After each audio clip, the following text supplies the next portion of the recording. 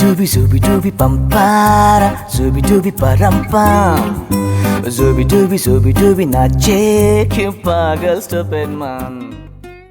Salut les gourdes! Aujourd'hui, dans cette nouvelle vidéo, on va apprendre à réaliser des poches élastiquées.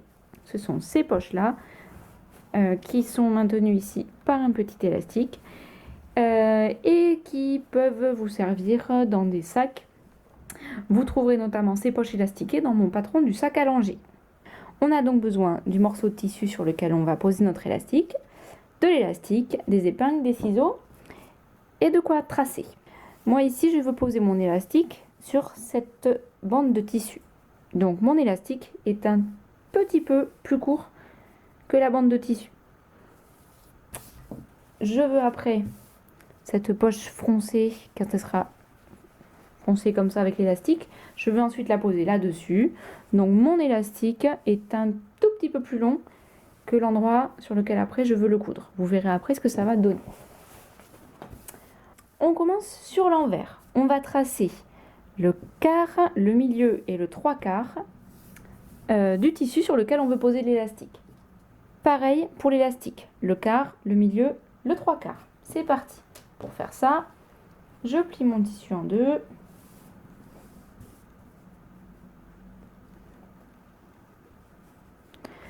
Et je marque le trait à la main. Et ensuite, je le trace à la craie. Pareil ici.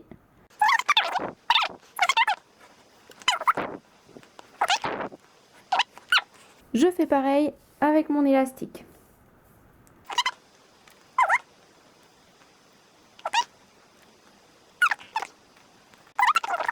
J'ai donc sur mon élastique 3 repères. Le quart, le milieu, le trois quarts. Je vais faire maintenant correspondre ces repères avec ceux de mon tissu. Donc j'épingle ensemble le repère du tissu et mon repère ici, sur l'envers de mon tissu. Je vois bien qu'en épinglant ici, mon élastique se tend et le tissu commence à un petit peu se froncer. Je n'ai pas vraiment besoin de le maintenir à la fin. Par contre, au début, il le faut absolument. Je mets maintenant ma machine en point zigzag. Donc je change ici, au lieu d'être en point droit, je tourne le curseur pour avoir le motif du zigzag. J'ai une longueur de point qui est de 2 à peu près, ça convient très bien. Et je change l'écartement ici. La largeur du point, je la mets vers 4, ça conviendra. Je place donc mon élastique sous mon pied presseur, c'est le pied presseur ordinaire. Et je commence à piquer. Je maintiens avec mes doigts à l'endroit où il y a l'écran et donc mon épingle. Je tire sur le tissu, sur l'élastique. Donc mon tissu et l'élastique se tendent. Et je vais coudre élastique tendu comme ça. Pour aider un petit peu l'élastique, je peux aussi le tirer de l'autre côté. Et j'avance comme ça. Arrivé ici à mon épingle, je la retire et j'attrape mon épingle suivante et je tends mon élastique sur mon tissu.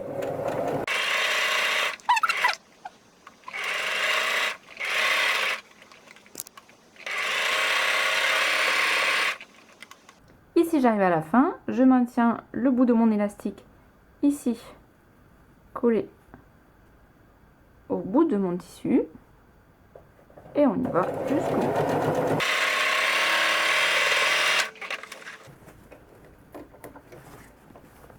Et voilà, j'obtiens mon élastique ici qui vient froncer ma poche. Je veux maintenant le cacher parce que pour l'instant c'est quand même pas super joli. Je vais donc faire un double rentré. Je retourne mon élastique de manière à le cacher une fois et deux fois. Et j'épingle comme ça pour le maintenir en place et je vais venir piquer ici sur le bord de l'élastique tout le long. Tu peux, alors le plus simple c'est sans doute de reprendre les endroits où tu as tes crans et de poser les épingles vraiment à ces endroits-là précisément.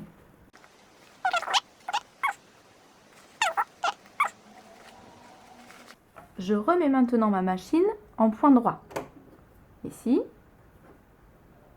et je remets l'écartement des points à 0. Sur l'envers, pour bien voir notre élastique, et on va coudre, on va dire, à 2 mm du bord, ici, sur l'élastique.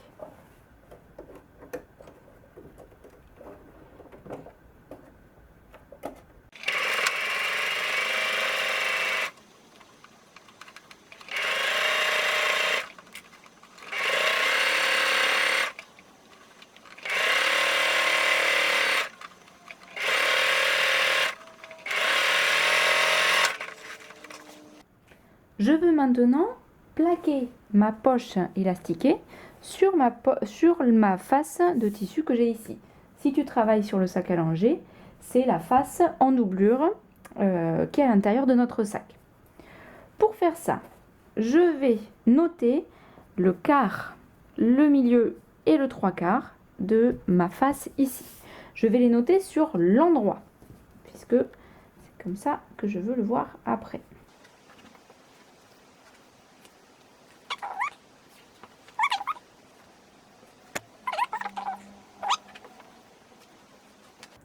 J'ai la même chose ici sur ma poche élastiquée. On a vu tout à l'heure, pour le faire, on plie, on marque un peu le trait ici avec l'ongle et on fait un trait à la craie. Je vais faire correspondre ces repères, mais avant de faire ça, je vais d'abord épingler ici au bord, et là aussi de l'autre côté, bord à bord, envers de la poche contre l'endroit de la face.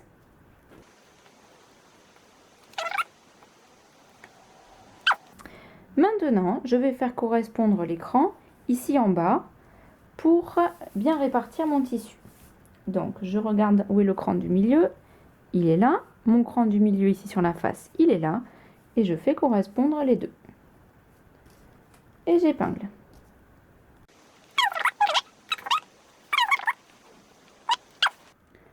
On va maintenant épingler ici le dessus. Donc on a normalement des crans ici qui doivent correspondre au cran qu'on a ici. Si jamais on les a pas, on peut toujours se débrouiller. C'est vraiment à l'aplomb de l'épingle qu'on a posé là tout à l'heure. Et on épingle.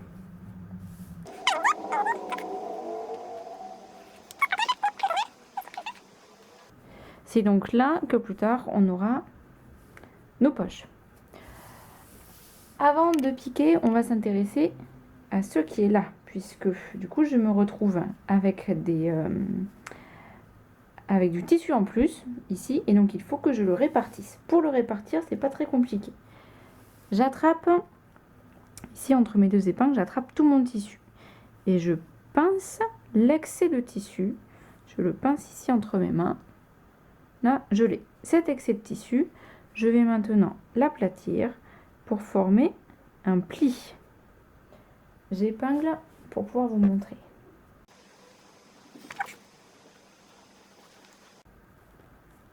J'ai donc ici un petit pli qui s'est formé.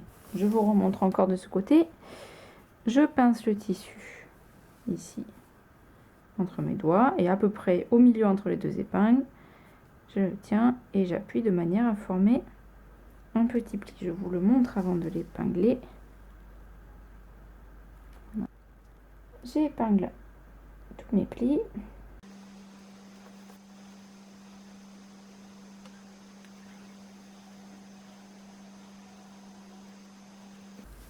Et je vais maintenant aller à ma machine pour piquer. Je vais donc commencer ma couture ici, à la hauteur du début de ma poche, descendre ici tout le long, là coudre sur les plis, continuer jusqu'ici et remonter jusque là pour retrouver la fin de ma poche élastiquée.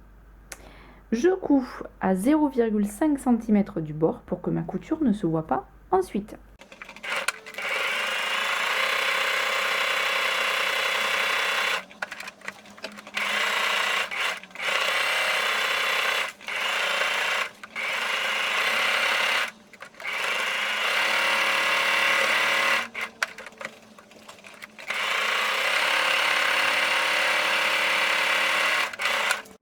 va maintenant fermer nos poches élastiquées ici.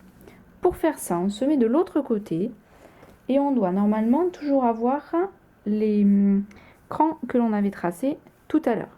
Ces crans-là, on va les prolonger pour qu'ils viennent se mettre jusqu'aux épingles qu'on avait placées ici avant, en haut. D'ailleurs, les épingles, on va la retirer. Voilà, dans l'autre sens, ce sera plus simple. Pareil pour celle-là ici. Et pour celle-là ici.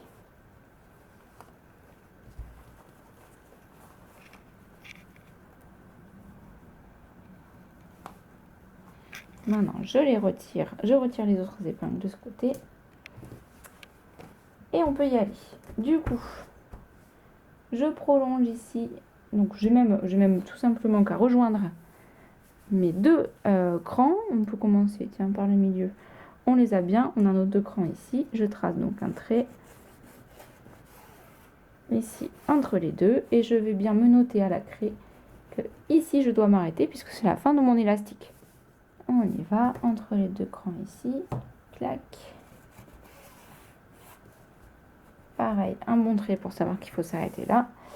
Et pareil, ici, avec un repère. Et on va coudre donc ici, tout le long, jusque là, ici et ici. On se place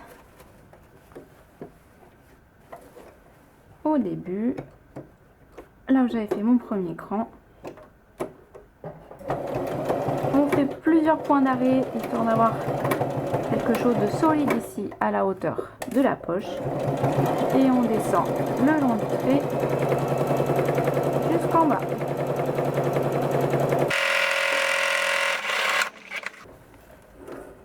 Et on continue pareil pour les 3 autres poches.